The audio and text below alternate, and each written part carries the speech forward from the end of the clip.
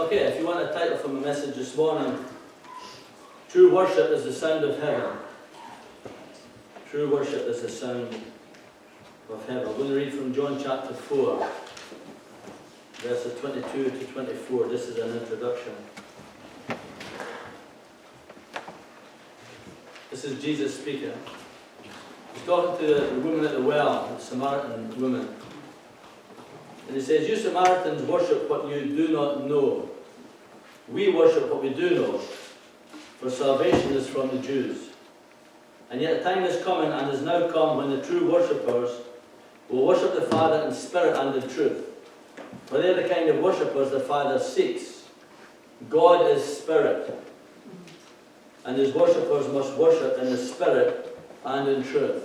God is spirit. God has not got a physical body like us. He is spirit. And the whole lot that goes into that, we're going to speak about that this morning. God has been taking us as a church and moving us forward for a very long time now.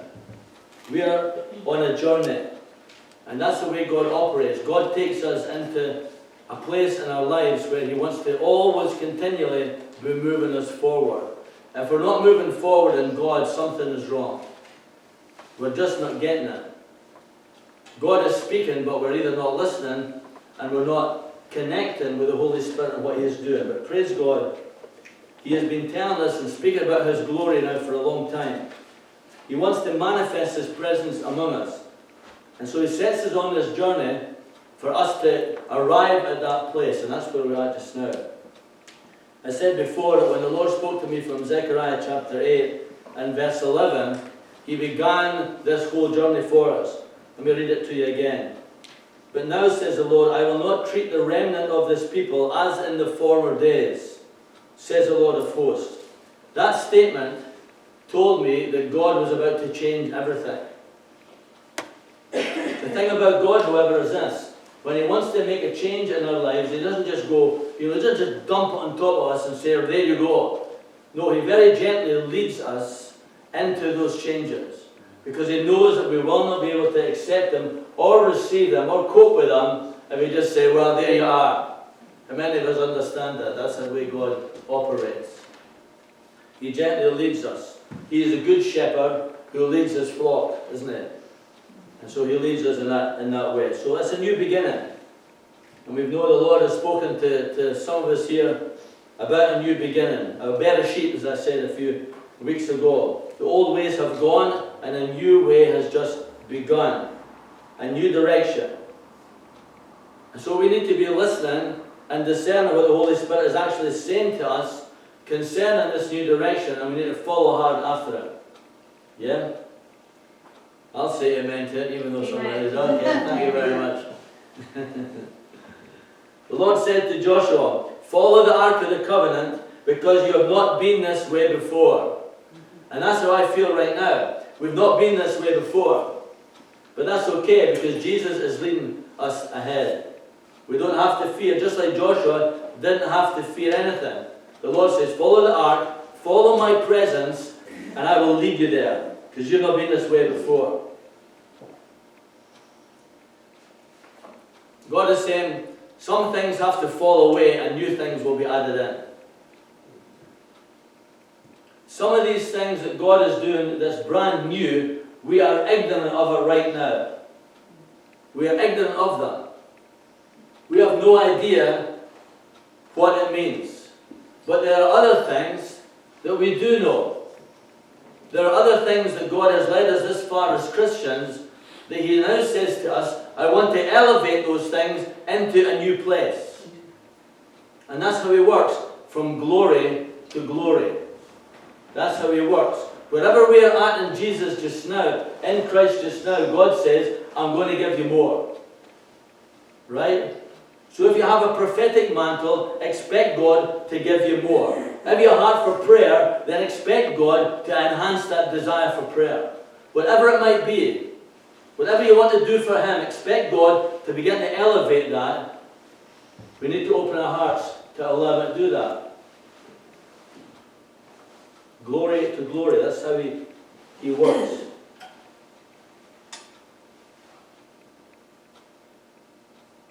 This morning I'm going to talk about praise and worship. Because there are certain elements within the church that elevates God, and so, and doing so elevates His church. Praise and worship are among the most important. Praise and worship. Worship is the sound of heaven. True worship, true praise is the sound of heaven. We just have to read the book of Revelations to hear that the angels and the thousands and multitudes, they are praising and they're worshiping the Lord continually. The sound of heaven is praise and worship. And the Lord says, remember Jesus says, pray, your will be done on earth as it is in heaven. And this is what the Lord does with those that love Him. He wants to increase our abilities to praise and worship, because when we do that, when we draw near to Him in praise and true worship, He draws nearer to us. This is what Jesus said to this woman. The Lord is looking for those who will worship Him in spirit and in truth.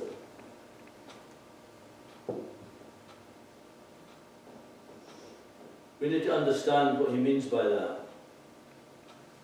We need to understand that Jesus is looking for habitation. Remember, we spoke of that.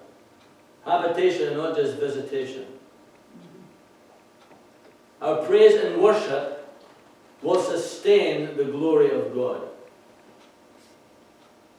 I'm going to say that again.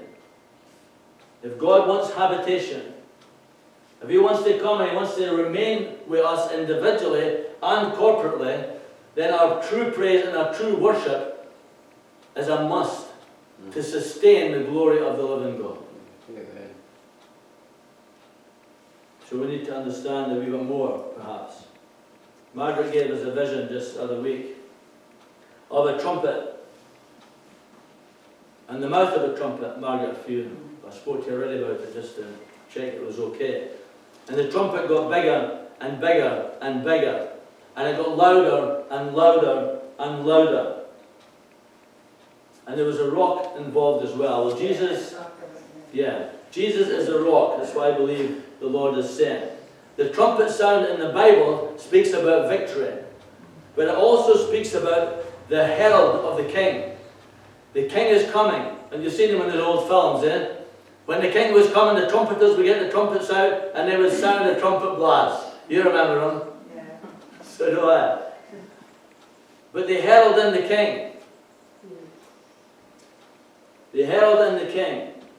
The king is coming. When the trumpet sounds, the king is coming. And Jesus is saying, I am coming greater and greater and greater volume. He's going to make Himself known to us more and more and more. From glory to glory to glory to glory. As the trumpet gets bigger and bigger and bigger, and the sound of the trumpet gets louder and louder, Jesus is saying, I am going to increase my presence here greater and greater and greater and greater. Stephen McCluskey. We know Stephen. He was at our meeting, our Tarian meeting here on Tuesday morning. And after we'd finished, him and I went upstairs just to have a talk about things. And he says, you know, I was in prayer the other day. Stephen's got a prophetic mantle on him, if you hadn't already noticed. And he said, I was talking to the Lord about Lifeplus. And he said, here's what the Holy Spirit said to me. He took me to John chapter 10 and verse 10, but just a portion of it. The portion that says this, I have come that they may have life, and that they may have it more abundantly. And this is what he said, I believe the Lord said to me. The reason I changed the name of this church to Lifeplus was because I'm going to come that they may have life more abundantly. Isn't that wonderful? Yes. Life plus. I wondered, the Lord gave me that name, and I don't know if I shared it at the time. The Lord gave me that name in a dream. We had struggled for months and months and months because we knew God wanted to change the name of Blairgowrie Christian Fellowship, but we had no idea. We tried everything. to find a name, and then one night the Lord gave me the name in a dream. I stood outside the building in this dream. I looked up and I saw Lifeplus, blue and green, just like we've got there, Lifeplus. And I woke up and I rejoiced. And I said, thank you, Lord, because I was failing miserably to find a name that you wanted. Life more abundantly. John 10:10. I have come that you may have life. Take that to yourself, because if God has said that for this fellowship, He's said it to you personally. I've come to you to give you life more abundantly.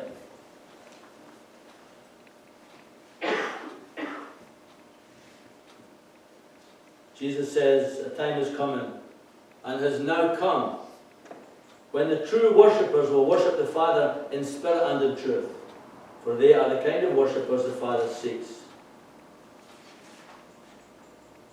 If Jesus is going to come and dwell with us as a church, we need to understand what this means.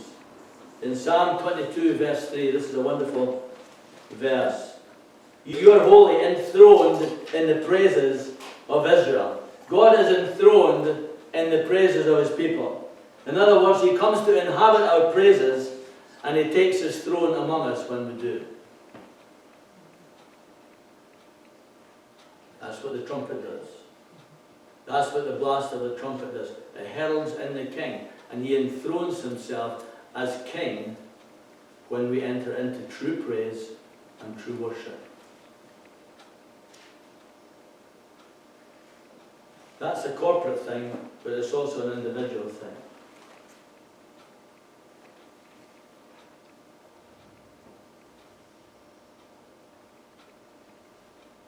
Our praise and worship enthrones Him. He comes to be king and ruler of what happens in these meetings. That's why we spend a wee bit of time after we worship, we spend a bit of time to listen. And we listen because King Jesus wants to speak to us and give us visions and encourage the church. That's why the gifts of the Spirit are given. The Holy Spirit distributes them at His will, doesn't He? This is the authority of God working in our lives. And that's why we listen, that's why we wait. We don't just pray and pray and pray and pray all the time. There's time for waiting. We're waiting on our tarrying meetings are to wait upon the Lord, to hear from Him, to hear from the King. Kingly authority. God always intended it to be like this. In the day of Samuel, there was no kings, was there? There was no earthly king. God was Israel's king.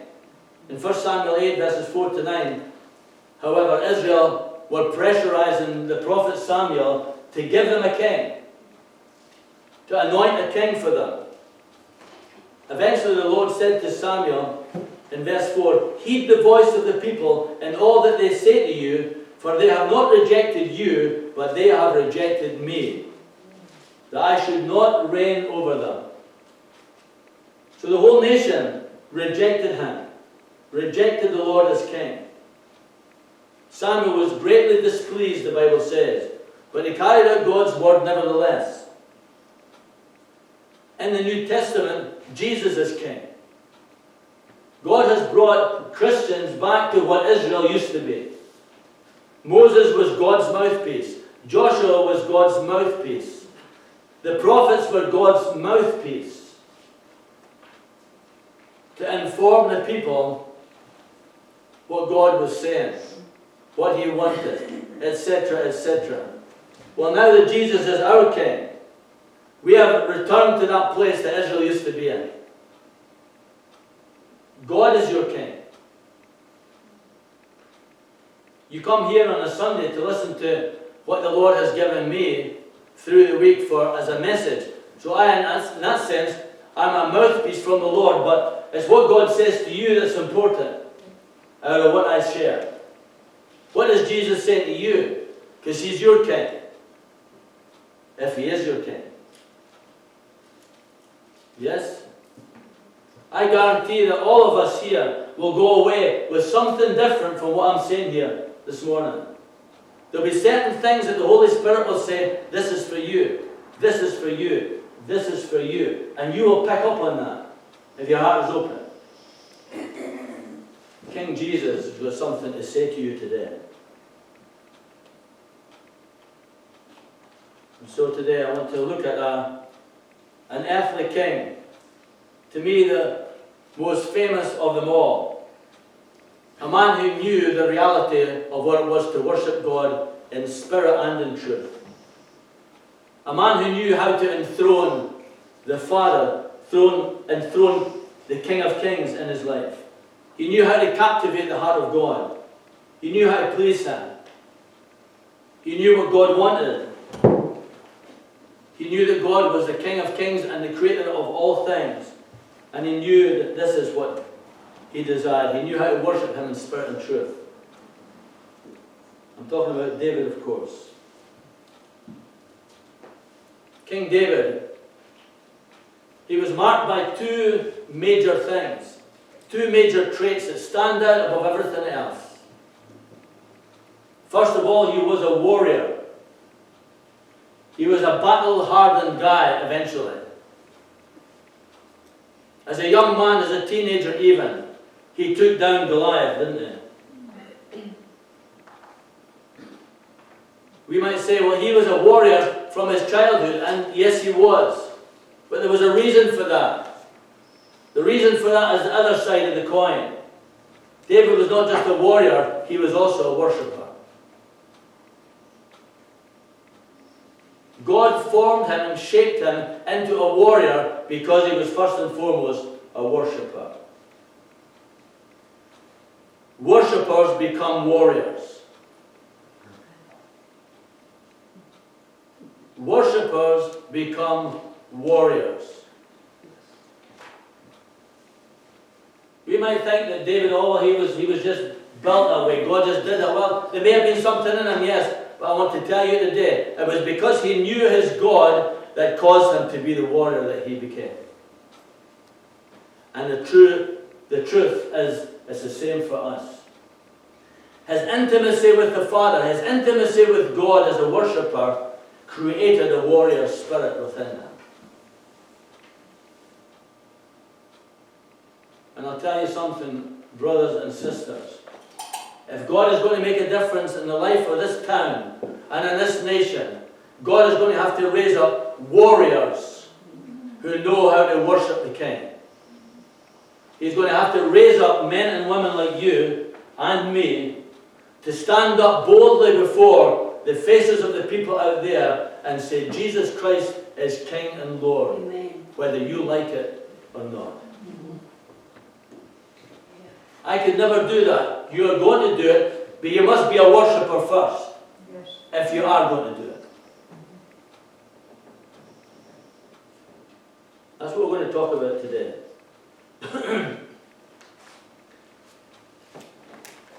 In Acts chapter 13 and verse 22, Stephen, who was the first martyr in the Christian church, he reflects on David and he says, that God raised up then David as king, to whom he also gave this testimony and said, I have found David, the son of Jesse, a man after my own heart, who will do all my will. From this man's seed, according to the promise, God raised up for Israel a Saviour, Jesus. A man after my own heart. I want to be a man after his own heart. Someone who follows after the heart of God. Tommy Tenney's book, The God Chaser. If you've not read it, I would recommend you read it.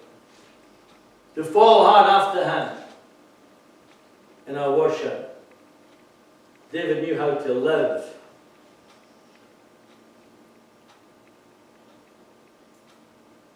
As a warrior and a worshipper.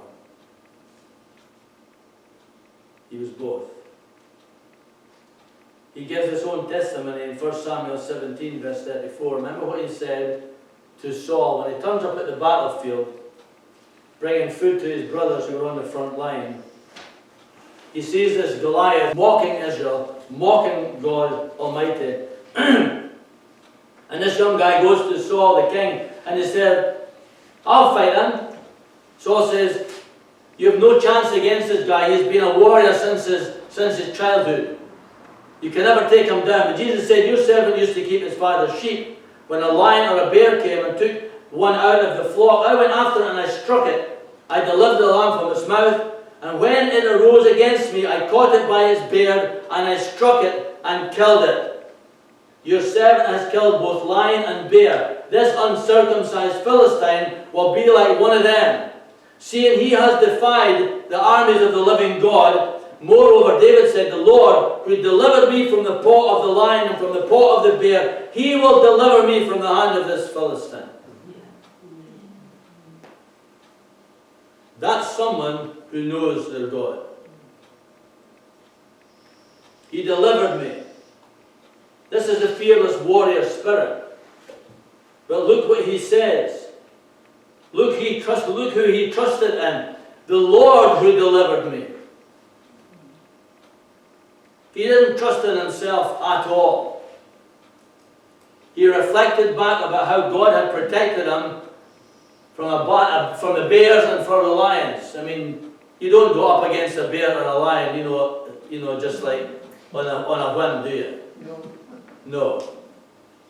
You have to know there's someone greater than the bear and the lion before you go and challenge these wild animals. He knew his God through intimacy and worship. He wrote most of the Psalms. You read about David's heart for worship. Intimacy. I said a few weeks ago, intimacy. Because it's the power of God that's going to make you a warrior.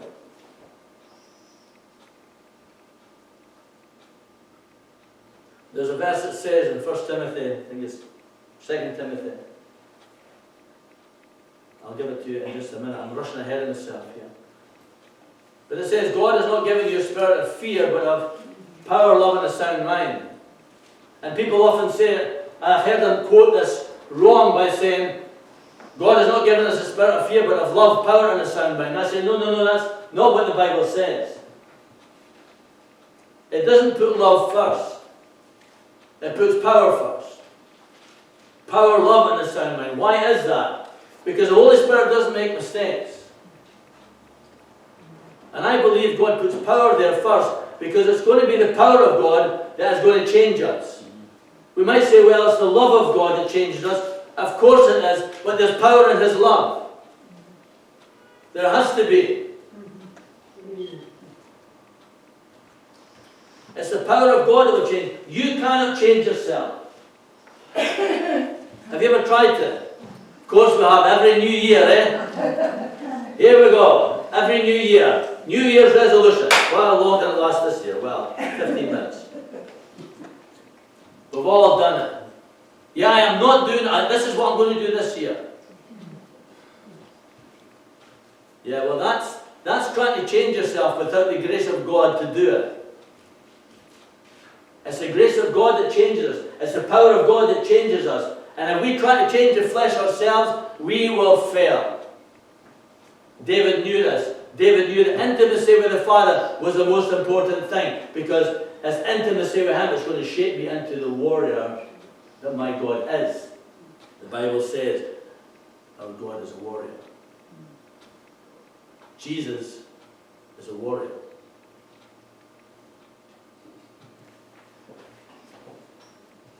People think the church is just some kind of, oh, I need God to help me through my life and stuff. It's only for peely-wally folk. I tell you something. Jesus Christ is not peely-wally to anybody. He stood up against the cross itself and He defeated it. He defeated it. He defeated death itself. They tore Him to shreds, but He stood again. And God is raising up warriors. He's raising up an army just now, folks. He's raising up an army. The Salvation Army. A new Salvation Army is rising up. These dear brothers and sisters, when they first started out, they were persecuted something horrendous. The young girls were stoned to death, some of them. They were a real army. Well, God is bringing up another army. A magnificent army that will look the world in the face and say, my King is greater than anything that you can push against me. David's God was so huge. Goliath was nothing but a speck of dust on the face of the earth compared to David's God. A speck of dust. He was nothing. How big is your God? Because I want to say to you today, He is going to get bigger. His voice is going to get louder. And louder. And louder. Because He is going to increase bigger and bigger and bigger in each of our lives. He has to. He has to. So we'll be like David.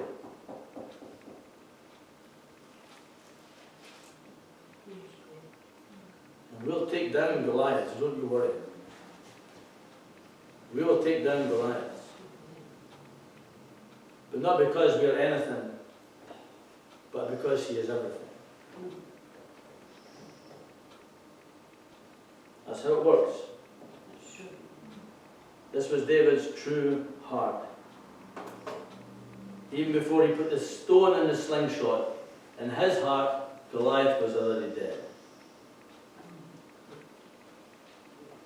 Yeah, he was already dead. King David, remember the Ark of the Covenant went astray, didn't it? Israel sinned against the Lord, the Philistines came in, they took it away and so on. They gathered it back, but David did something foolish. He put the Ark of the Covenant that carried the presence of God in a cart, in a new cart. And on the way back to Jerusalem, the cart stumbled, and Uzzah, put his hand out to steady it, and God struck him dead. David was furious with the Lord on that occasion. And he said, how can I take this ark to Jerusalem? And he left it with this guy called Obed-Edom, a Gittite. But the Bible goes on to say that God blessed this man and his family, and David heard about it. He says, I'll go and pick up the ark and I'll take it to Jerusalem. And in 2 Samuel 6, verses 10 to 22, you read that whole episode. I'm not going to read it all. But here's what happened. David was so excited that the Ark of the Covenant was coming back to Jerusalem. This time he had the priests carry it on their shoulders. He did it the right way, didn't he? You know, you carry God's presence the right way, then things will go right. And that's another story. The Ark of the Covenant came in, and David, dressed in just a linen ephod, he danced before the Ark of the Covenant. He jumped and he danced and had a great rejoicing time. But his wife, Michal, I don't know how you pronounce her name, or something like that, the Bible says that she looked from the upper window and she saw him dancing and jumping around, and trumpet blasts and shouts and everything going on because of the celebration, but she despised him in her heart. And when he arrived home, here's what she said. How the king of Israel has distinguished himself today, going around half naked in full view of the slave girls of his servants, as any vulgar fellow would. She despised him in her heart. She despised the way he behaved. She despised his worship. Folks, I've been around for 30 odd years in the Christian faith, and I have seen some people do some crazy things in worship. Believe me. And so have you.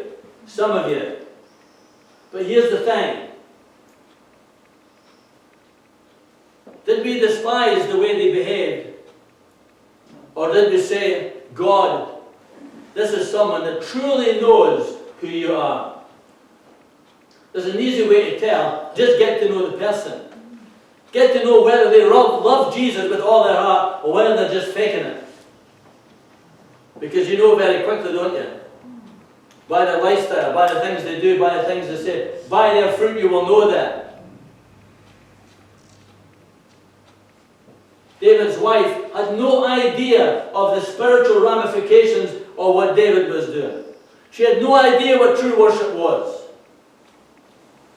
All she did was look on the outside and see he's making a complete fool of himself. And she was ashamed of him and condemned him, and she despised him in her heart. That's what the Bible says. Listen to David's retort on this. It was before the Lord who chose me rather than your father or anyone else from his house when he appointed me ruler over the Lord's people Israel. I will celebrate before the Lord. I'll become even more undignified than this. There was only one way he was going to become more undignified than that. I'm saying no more about that. And I will be humiliated in my own eyes. But by these slave girls you spoke of, I will be held in honor. He'll let her have it. Both barrels. What we have here is expression of true worship, an expression of true hatred of true worship. The reason I'm saying this today, folks, the reason the Lord is bringing us today is because David worshipped the Lord with all his strength. I have been in worship situations where I know that the people worship God with all their strength. Have you tried it? Have you tried it? Because you get among a host of people that are true worshippers, you will see. You'll be able to gauge where you're at in regards to your own worship. All his strength. Can you imagine that? Can you imagine putting all your strength into worshiping him?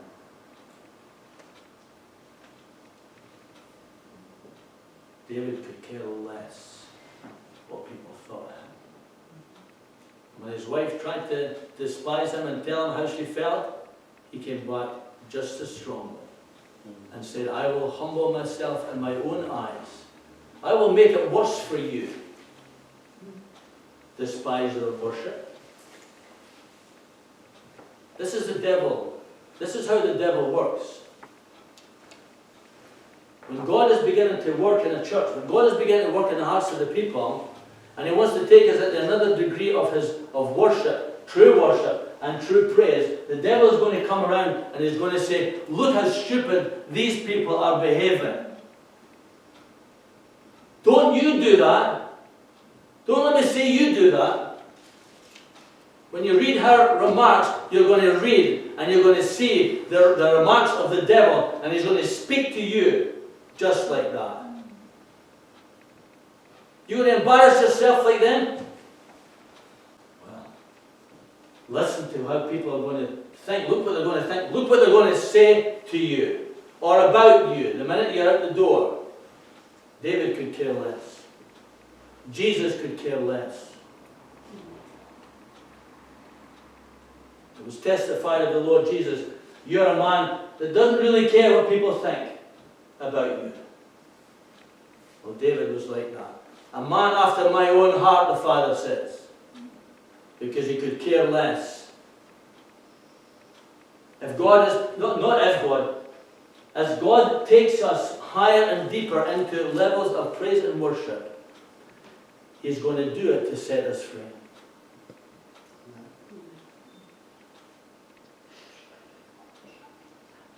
You think, well, there's no way I'm going to jump around like David did. I said earlier, God does not just dump something on us and say, okay, now you do it. I want everybody to, no, I'm not going to do that. Because it's not going to happen. But the Holy Spirit, through a message like this, is going to say, I have come to set the captives free. Because that's what Jesus does. He sets the captives free.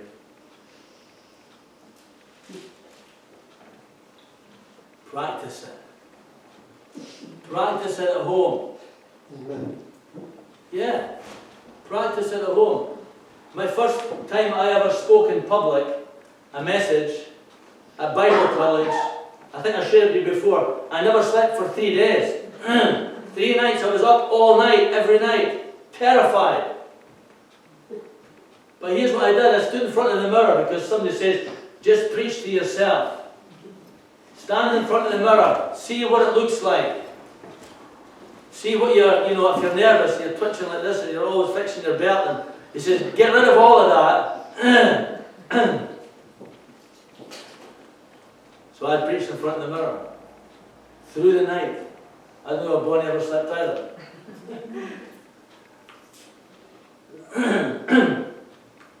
When I stood up to preach, I was sitting with the faculty, all the leaders and teachers of the Bible college.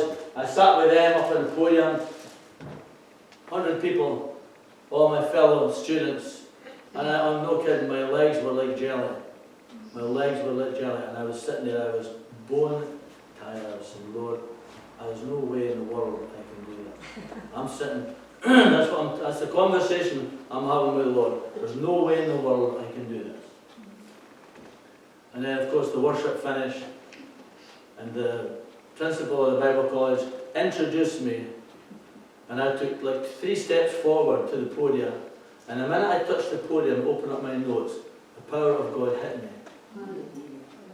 The power of God hit me. He woke me up instantly. My thinking became clear, and I went through that. I wouldn't have needed my notes. I went through that message like a dozen songs.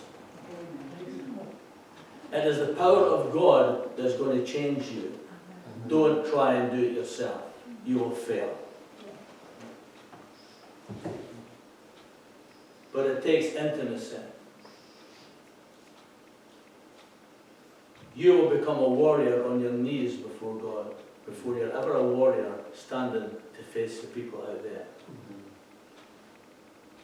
That's how it works. That's easier, folks. Have you ever tried to witness to somebody in the flesh? When I first got saved, I was anybody and everybody. I was in their face. You need to get saved. No, you need to get saved. My in-laws, all the in-laws, because there's no family over there, it was all in-laws. Boy, I tormented the folk almost to death. Until the Holy Spirit pulled me up one time. I was going upstairs just ready to go to somebody else. I think I had a thought, you've got to, if anything happens to them, they'll die and they'll go to hell. So up the stairs I went. And halfway up the stairs, the Holy Spirit says, where are you going? I says, you know where I'm going up to them. He says, get back down those stairs again. And I went, don't you want me to tell them about Jesus? Yeah, I've been there, done that, bought the t-shirt. She's still alive today, by the way.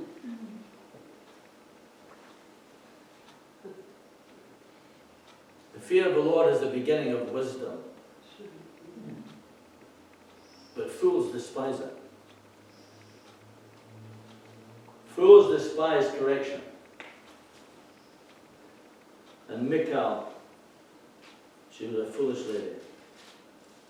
And she despised true worship in her heart. She was ashamed of her husband's display.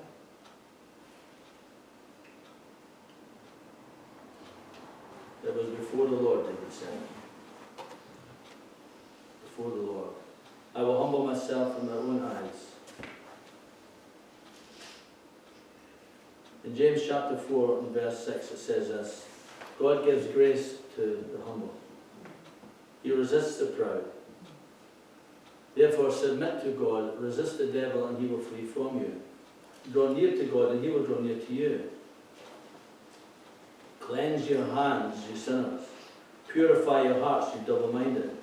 Lament and mourn and weep. Let your laughter be turned to mourning, your joy to gloom. Humble yourselves in the sight of God, and He will lift you up. He will lift you up.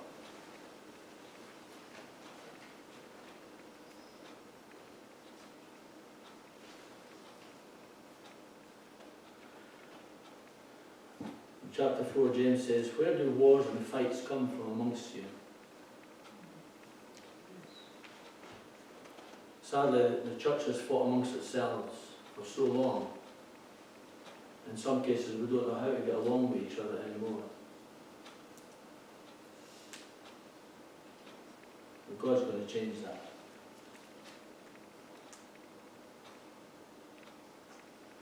The church has to change, brothers and sisters. We have to change, and the power of God will do it. The power of God will do it. Where do fights and wars come from among you? Do they not come from the desires for pleasure that wars in your members? Do you know that friendship with the world is enmity with God? Whoever therefore wants to be a friend of the world makes himself an enemy of God. If we are living in fear, living with fear, living with pride, then we are living as the world lives. For I have not given you a spirit of fear, says the Lord, but of power, love, and a sound mind. Some people are happy to live with their fears all their life. I am not. Have I learned anything from that first message that I preached that day? It was this: God is there for me. Terrified though I was, God was there for me. I hid myself in the toilet on another occasion.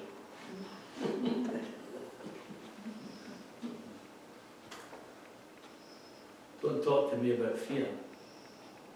To face a crowd. The reason I'm standing here today is because I decided in my heart, I'm going to do what Jesus wants me to do. Some of us here today would be terrified to come up here and speak before this group. That's fear. That's fear that God says, I know how to fix that. Because you can't fix it. Don't even try. Just get in my presence.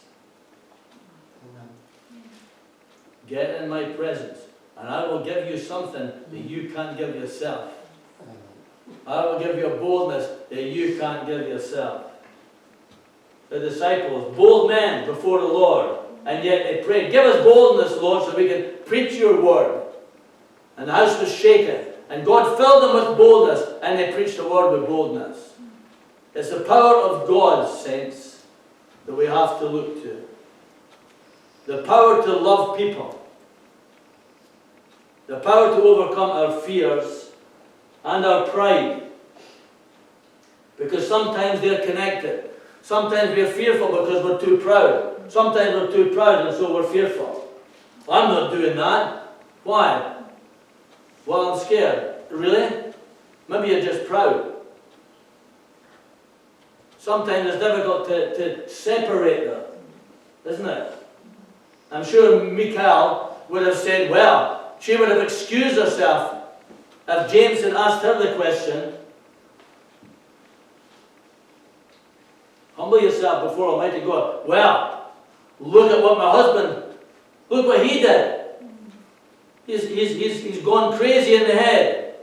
She would have excused herself from behaving like that, because she had no idea what worship is. We excuse ourselves from what God wants, either through pride or sometimes through fear. But today, please, recognize God did not give you a spirit of fear, but of power. Power to destroy the fear. Power to love and have a sound mind, not a crazy mind. If someone dances before the Lord, in our first church, they had some of the folks there would dance before God. And the pastor's, one of the leaders' daughter, I forget her name now, she was just a young girl. She'd maybe be about 13, 14-year-old at the time. But she would just, the Holy Spirit would just encourage her to dance. And she would come out, because we had quite a large park at the front. And she would just dance before the Lord. And when she did, it was beautiful. We knew it was God, because she was a quiet girl. She wasn't someone trying to show off in front of people. But she would dance before the Lord. It was wonderful. And God's not saying that, well, who knows? Ruth Heflin, and I think I shared this with you a long time ago, she operated in the glory. She grew up in the glory of God all her life. And yet one day the Lord said to her, I want you to dance before me. And she says, no, thank you. And she said this inward battle began to rage. She said, so what I did was this. I wiggled my toes inside my shoes. And that's all I did. She wasn't in a Sunday meeting. She was in like a prayer meeting at night somewhere. The Lord said, there is something powerful when we dance. And he began to show her, I'm not going to go, it's just too long and wonderful. There's power in worship. I don't want to be a friend of the world, folks, and an enemy of God. If God has got something more for me, I want it. Yes? But I know it's going to be His power that's going to give it.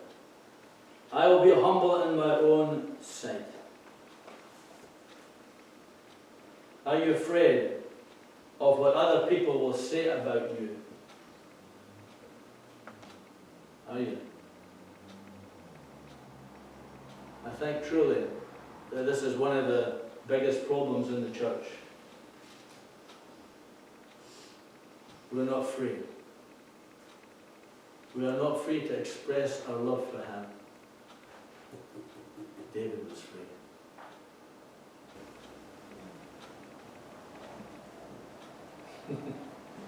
I will humble myself in my own sight.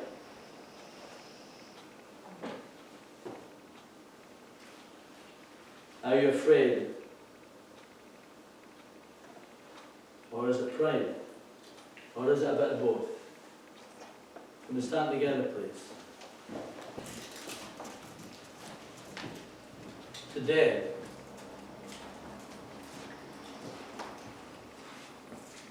humble yourself before Almighty God.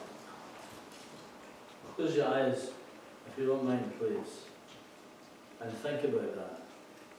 Think about where God wants to take your life. Think about how He wants to elevate your life. How He wants you to be bigger, greater, better than you've ever been before. That's what He is saying to us as a church. He's telling us, I have the power to change you and make you better and greater and stronger than you have ever been. I'm going to offer up a prayer. A prayer of surrender to Jesus. A prayer of surrender to what He has done for us. Because these are symbols of what Jesus did for us. The bread and the wine. That He gave His life so that we would have eternal life. He shed His blood, every drop of blood. And He died and He was buried. But 3 days later He rose again from the dead. Victorious as King. As King. And now as He presented Himself to His disciples, over 500 in one day, and then He ascended to heaven, He offered all of us, who would believe, the gift of eternal life. So I'm going to offer up a prayer, and I would like you to pray it with me, please. Just repeat it after me. Of surrender again to our Lord, and thanksgiving for His sacrifice for us. Please repeat this after me. Dear Heavenly Father, I come to you in the name of Jesus. I acknowledge, Father God, that I have sinned before you. I've done wrong things many times. Please forgive me for every sin. Wash my slate clean. Remove all of my sin forever. I put my trust in Jesus right now to be my Lord and my Savior, the one who saves me, the one who died in my place, so that I can live forever in heaven with you. Thank you, Jesus, that you died for me and you rose again from the dead. I receive eternal life right now as your gift to me, and I remember your death